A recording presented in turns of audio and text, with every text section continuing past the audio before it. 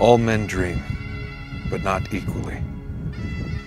Those who dream by night in the dusty recesses of their minds wake in the day to find that it was vanity. But the dreamers of the day are dangerous men, for they may act their dream with open eyes to make it possible. This I did.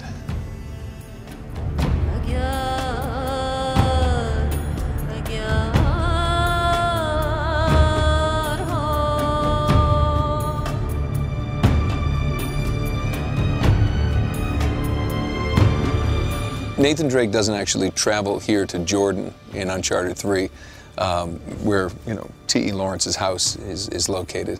But there is the historical hook that we used is that on Sir Francis Drake's circumnavigation of the world, there is supposedly about 6 months of unaccounted for time, and we're just making up the idea that he actually came here to the southern Arabian Peninsula, where the Crusaders had talked about the lost city of Ubar and the Ram of the Pillars, city of brass. Why are you here? Why do the English cross the Rub al-Khali? They're looking for the lost city of Ubar.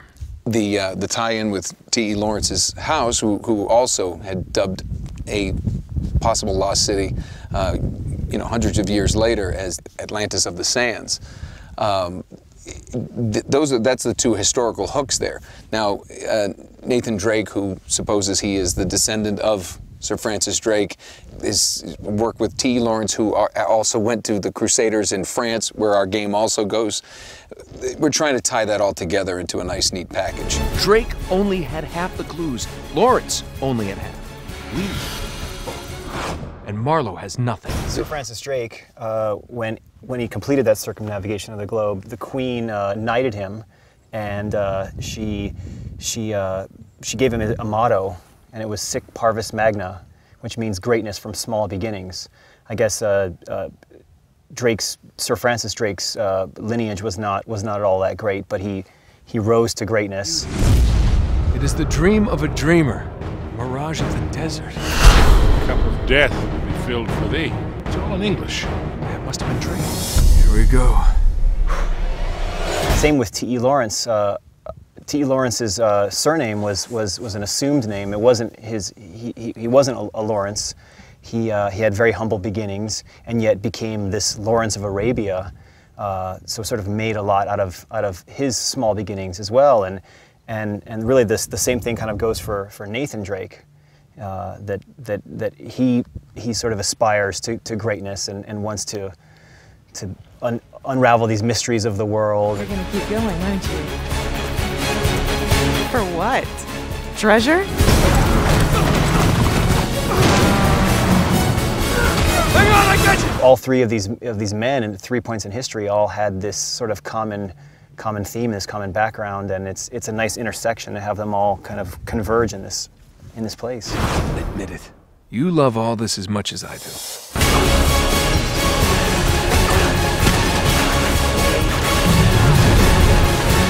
Never a dull moment, huh, Sully? Why change now? T. Lawrence was obsessed with the Crusades and the Knights as a young lad, and he traveled all around France and Syria, checking out Crusader castles, and that's really what got his interest into the Middle East.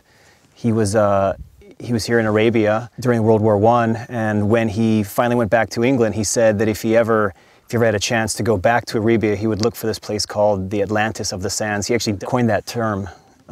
It was known as Iram and Ubar and the city of brass, and he was convinced that it was in the Arabian Peninsula, actually near Yemen.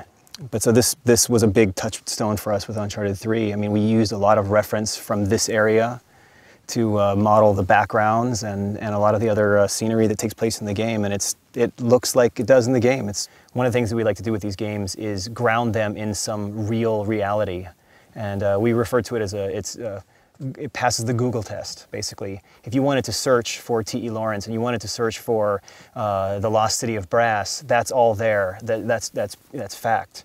And then we use that as our jumping off point to create sort of the fiction of the game.